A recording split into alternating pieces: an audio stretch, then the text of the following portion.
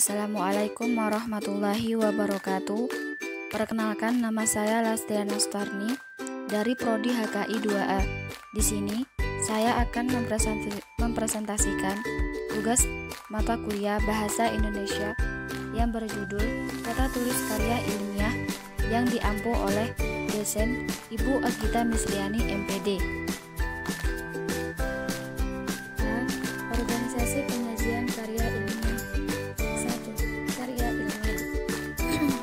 Istilah karya ilmiah di dalam buku ini mengacu ke karya tulis dan penyusunannya pada kajian ilmiah.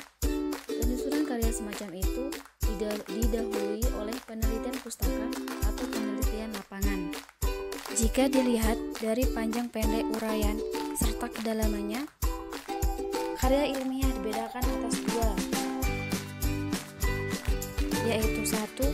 Makalah atau paper, dan yang kedua yaitu laporan penelitian.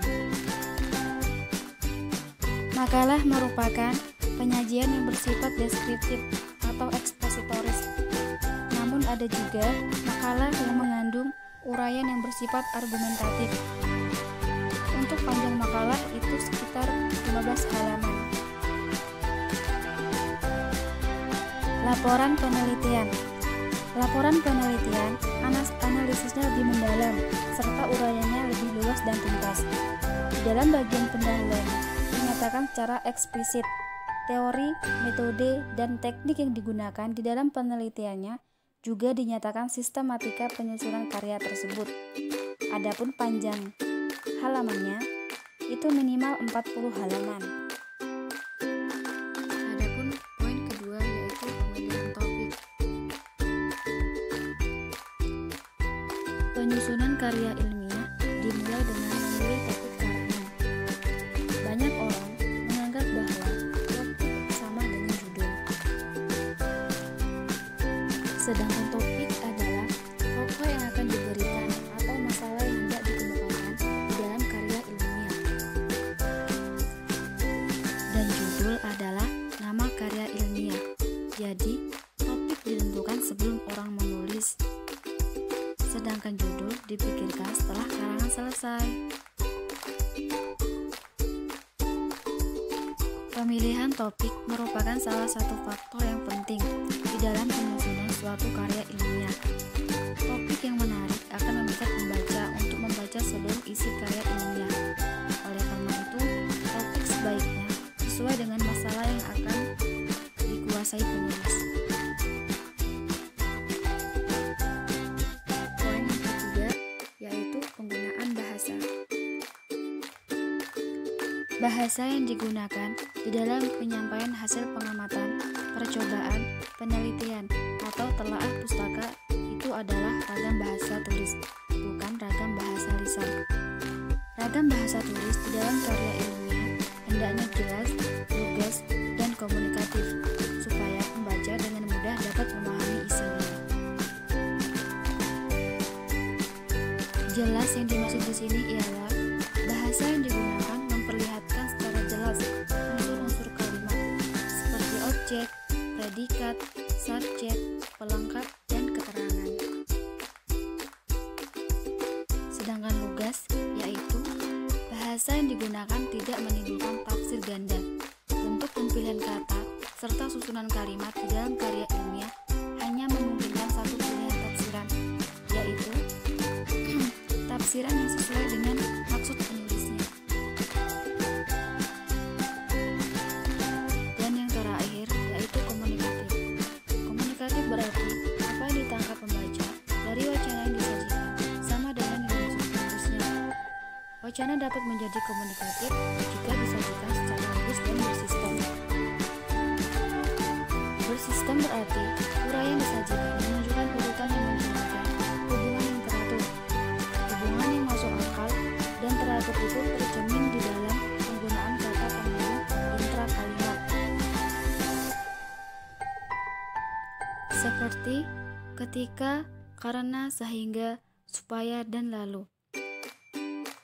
Dan ketetapan penggunaan kata atau ungkapan penghubung antar kalimat, misalnya jadi, namun, sebaiknya, oleh karena itu, samping itu.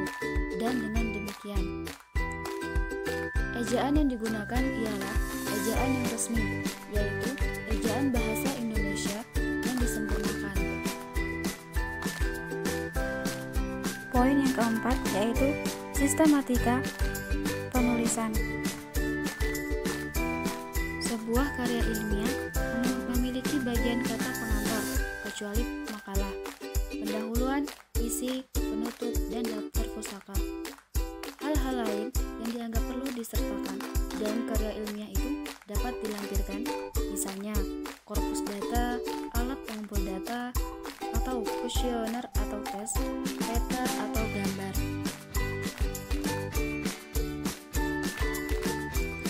Adapun urutan sistematika penulisan, yaitu yang pertama judul. Judul suatu karya ilmiah hendaknya dapat memberikan gambaran yang jelas tentang materi dan ancaman atau ruang lingkup masalah yang akan dibahas. Dan yang kedua yaitu kata penanda. Yang selanjutnya yaitu daftar isi. Daftar isi untuk memudahkan pembaca mengetahui isi karya ilmiah atau untuk menemukan bagian-bagiannya. Daftar isi memberikan gambaran menyeluruh tentang isi dan urutan bagian-bagian karya ilmiah. Dan yang keempat yaitu pendahuluan. Pendahuluan bermaksud mengantar pembaca ke dalam pembahasan suatu masalah. Pendahuluan hendaknya dapat merangsang dan memudahkan pembaca memahami seluruh karya ilmiah. Adapun bagian-bagian pendahuluan laporan penelitian yaitu 1. Latar belakang masalah, 2. Tujuan pembahasan, 3. Ruang lingkup, 4. Teori yang dipakai, 5. Sumber data, dan yang keenam yaitu metode dan teknik yang digunakan. Selanjutnya yaitu isi. Bagian yang merupakan inti karya ilmiah ini memaparkan uraian pokok masalah yang dibahas.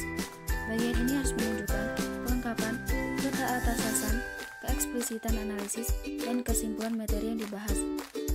Adapun bagian isi terdiri atas yaitu A. Uraian masalah yang dibahas, B. Analisis dan interpretasi, C. Ilustrasi, D.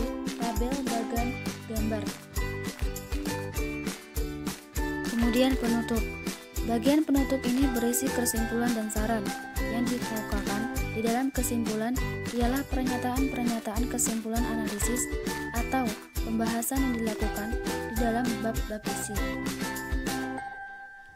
Kemudian yang terakhir yaitu daftar pustaka. Daftar pustaka merupakan daftar buku, majalah, artikel di dalam majalah atau surat kabar, atau artikel di dalam kumpulan karangan atau antologi yang digunakan sebagai acuan di dalam pengumpulan data, analisis atau pembahasan atau penuturan karya ilmiah. Mungkin itu saja presentasi yang dapat saya sampaikan. Saya ucapkan terima kasih. Wassalamualaikum warahmatullahi wabarakatuh.